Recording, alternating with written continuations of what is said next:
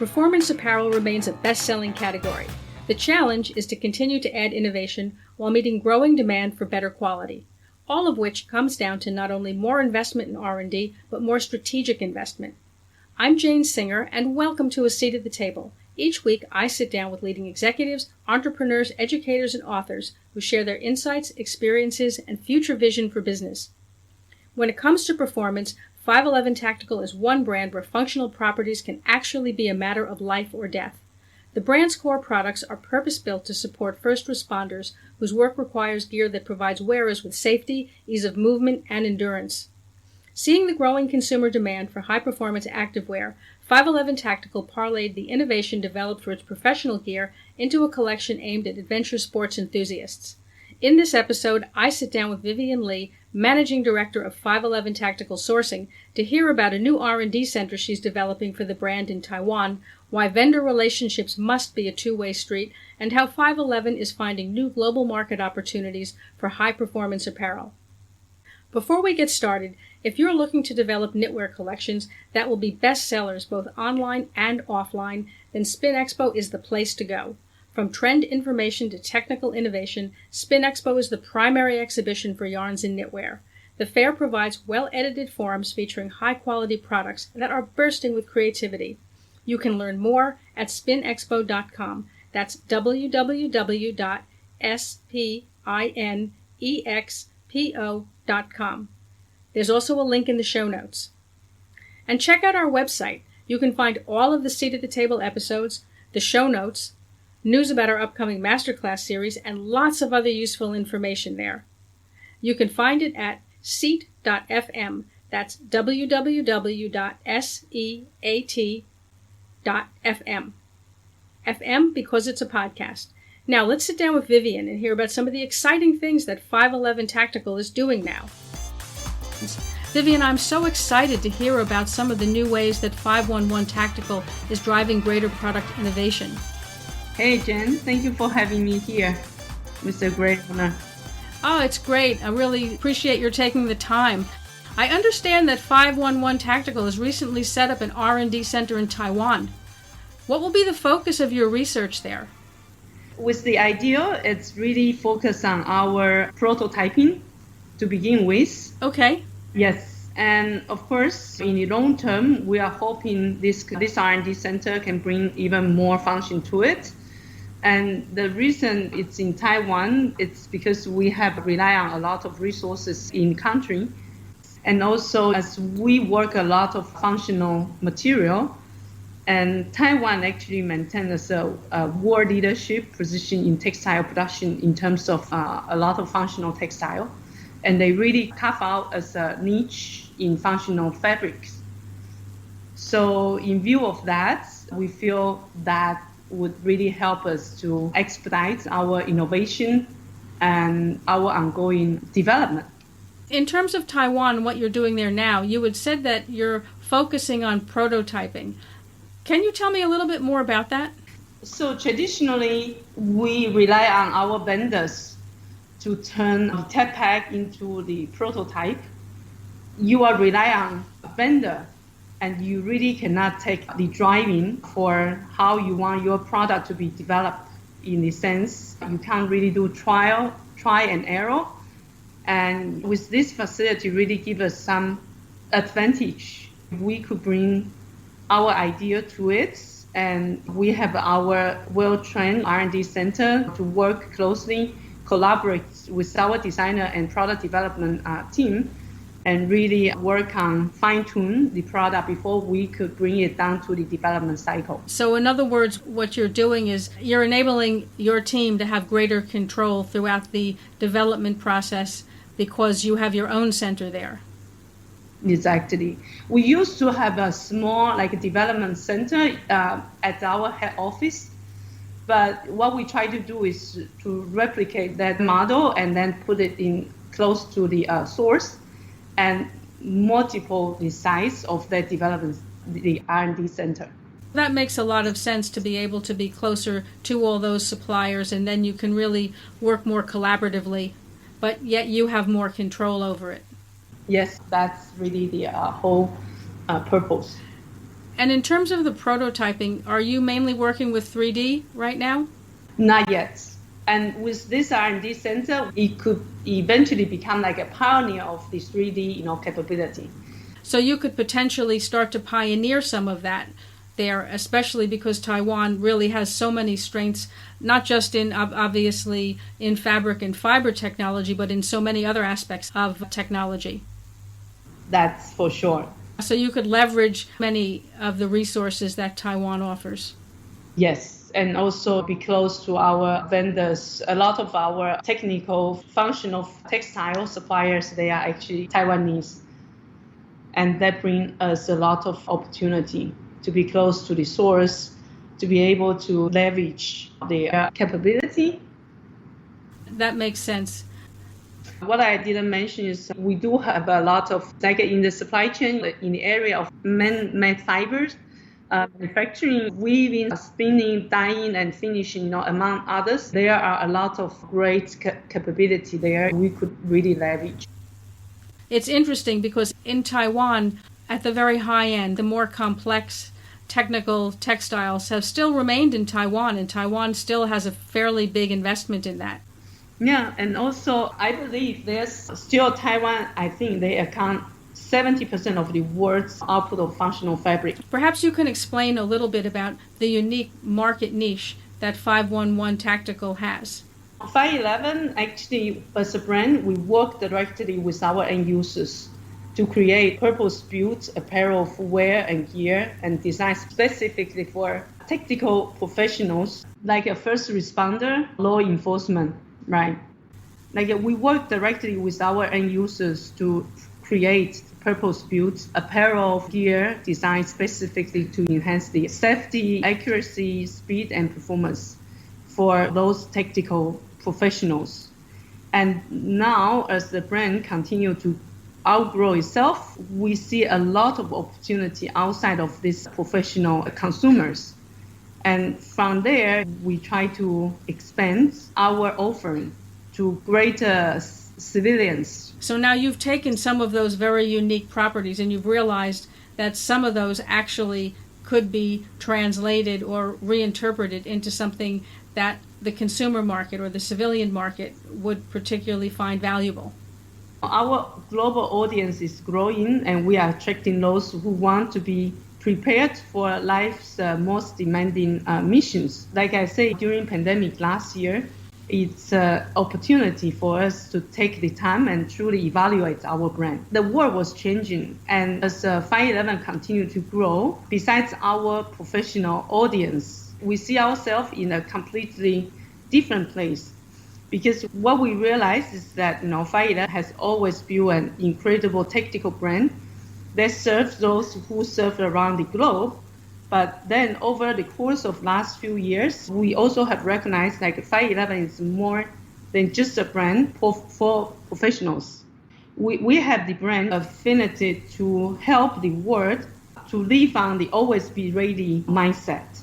I think that's really interesting because within what you might call the performance sector or the activewear sector, there's many competitors, and a lot of the performance is quite similar that's being offered. So I think that because you're coming from this very niche sector, which is focusing on professional, what you call first responders and so forth, you're bringing interesting properties to the table. Definitely. And when we cross over the professional and the civilians market, we definitely try to keep our brand DNA. We don't trade off perform expectation we build into our products. So in other words, the consumer version of the product still meets the same performance standards that the professional version does. And that's what makes our brand and our product so unique. Now, when you're talking about some of the performance properties, what do you feel are some of this particularly unique properties? For example, our anti-snagging, because when we build our product, we purposely build them to be worn beneath a lot of gear carrier. And that goes with a lot of Velcro, which then the performance of the snagging is truly important. That's such an important point because nowadays consumers are really expecting durability. I think that previously people would accept something that was not such great quality, but if they thought it looked trendy or the price was cheap. But nowadays there's such a priority on durability, and it also ties in with the whole concept of sustainability, where people don't want to be turning over products so quickly that they buy. They want to be able to buy it and keep it for a while. That's for sure. It's really being field tested, and we listen to our end user to what they need, and we purposely build those features into it. When you're looking at adding this functionality, are you looking at it strictly from a fabric fiber point of view, or are there things you're doing in terms of the garment construction? We do both. A lot of things we try to start with the young, as early as the young stage. And then we design the weaving, dyeing, finishing to it. And then in addition to that, of course, on the garment, we have a lot of construction with a lot of functionality to it. When you're looking at sourcing raw materials, what are some of the biggest challenges that you're facing these days? A lot of things, we start from just a small idea, and then we have to go through the whole process to identify, the young component, to find the right partner, to work with us, to engineering how we weave the fabric. And it's very time consuming. And it could take us 2 to 3 years. Wow. Turn that idea into an actual product. And like one of our most best-selling product, our strike pant, the fabric development actually took us like 3 years to make it. Wow. So I think time is definitely a big challenge. When you are an innovator, you start your development as early as from the beginning, from just a piece of paper. And then from there, then it's the turn time, the MOQ, and get the partner to identify the right partner to work with us.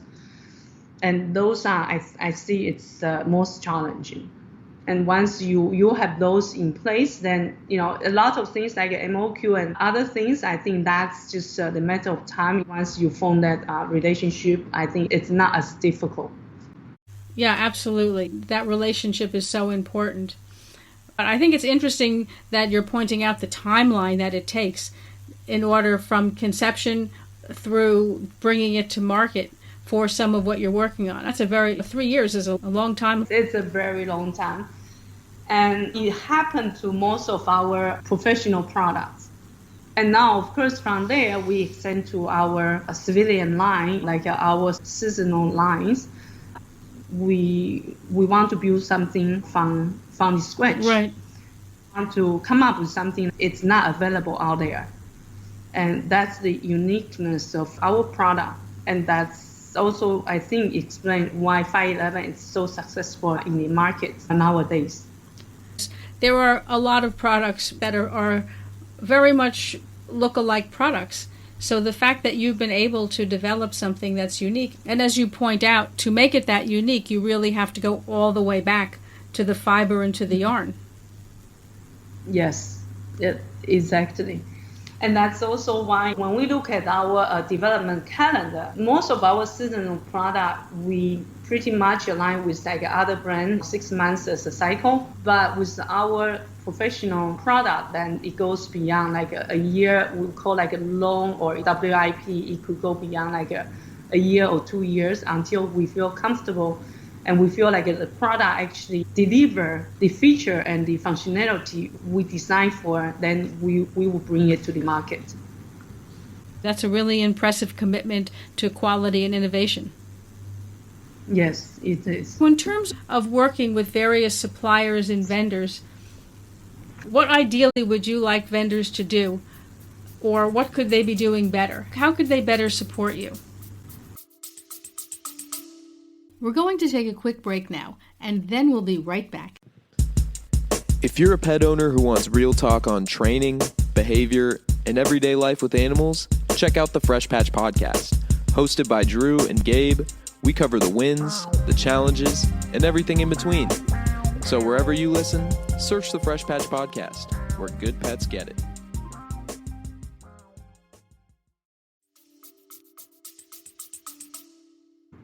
We typically keep our vendor base kind of lean and tight. And when we establish a relationship, we really look into a long-term commitment.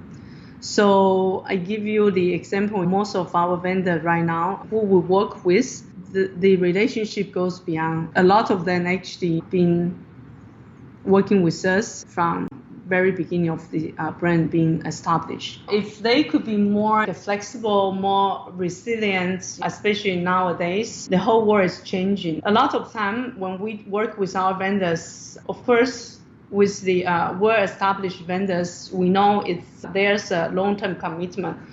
There's a strategic partnership there. What we definitely try to avoid is a transactional vendor. So in general, I think we look into the vendor who could really help us and bring idea to how to engineer the products and more collaboration during the design process to eliminate the waste and try to improve consistency during the manufacturing process, and maybe a little bit more automation.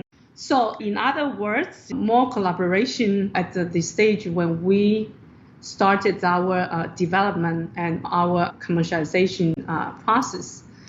And that would be a great contribution to this vendor relationship. So we are looking really, like you said, for more end-to-end collaboration, more seamless integration. Yes. You say, end-to-end collaboration. On the other hand, often I was thinking why we always asking what we expect vendor to do better. And I think the world has changed, right? So when there's a good vendor out there, actually they also expect us as a customer to collaborate with them and to do our part. Yeah, that's a really great point of view, because I think that so often we look at it from a point of view of what the vendor could do better. The onus always seems to be on the vendor. But at the same time, I think you're raising a very good question, which is perhaps the buying side needs to think about, are there things we could be doing differently that would enhance that relationship? And what we have been trying to do, I think during the pandemic, and this is what I have been reflecting, honestly, during the pandemic time, we are having a lot of tremendous support from our vendors. And at some point, I kind of reflecting we must have done something right to deserve. That's a very good point. True. And I feel like our approach, we try to keep a very transparent, a dialogue and communication with our vendors. What we try to do is we bring our projection up front. We tell our vendor exactly what's our monthly commitment. And through this whole pandemic, we still fulfilling our commitment. And I feel like we are doing our part. So that's why vendors were reacting in that certain way to give us that much of the support. And this is something I think as like I say, time has changed. The vendor definitely is having the right to select who do they want to work with. Instead of in the traditional way, the customer actually demand vendor to work with them. And I see that shifting in the last years, and I strongly believe when we ask what vendor can do better, on the other hand, we should, as a buyer, we should also look at how we could be a better partner to really facilitate that, relationship. As for 511, we try to be very transparent in terms of the communication. And a lot of time, we try to put ourselves into vendors' shoes, especially during this pandemic. It's a very challenging time. And while we are asking vendor to do more, on the other hand, how we could really help vendor to also sail through this difficult time along with us and not just looking at taking all the advantage. I think what you're saying is really important, and in a sense, it's the foundation for any kind of a good relationship, whether it be between a buyer and a vendor, whether it be within the office, whether it be personal relationships. It's really about mutual respect, communication, both sides being a bit flexible, So I think that's important, and I think it's something that probably we don't hear enough about, or we hear about it, but we don't really see it being applied as much as we probably should be, particularly, as you said, in challenging times like this. And really what we try to do is to give a win-win relationship there. Like price is really not the only factor for us when it comes to selecting vendors.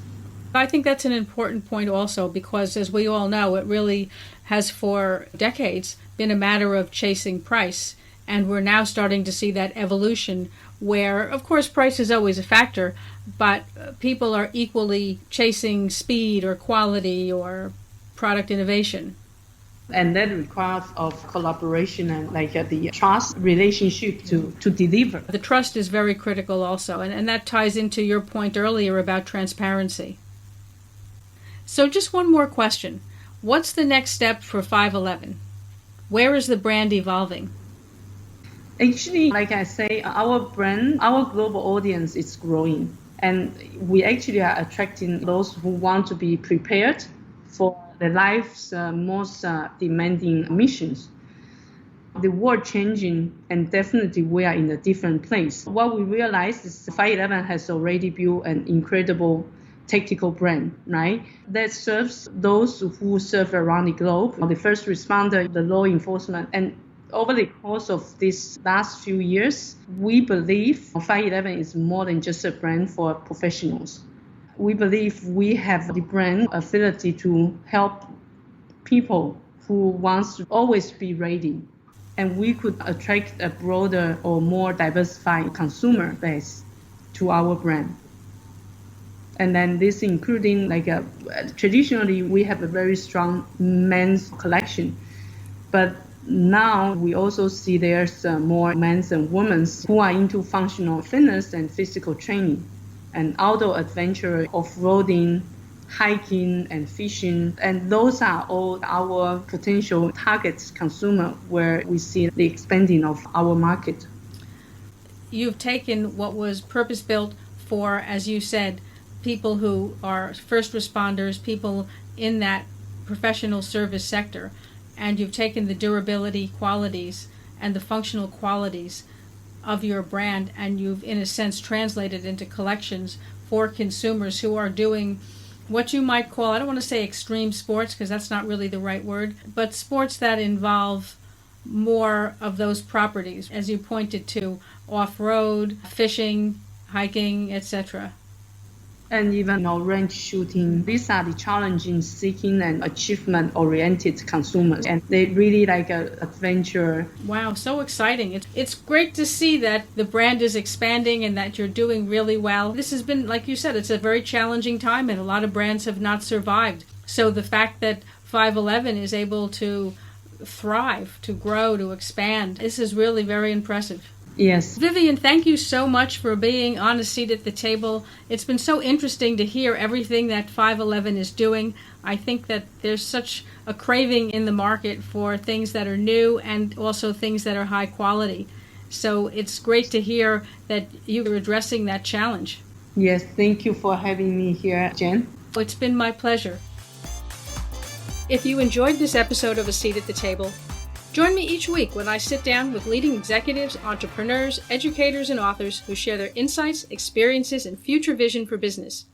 And make sure to check out Spin Expo. From trend information to technical innovation, Spin Expo is the primary exhibition for yarns and knitwear.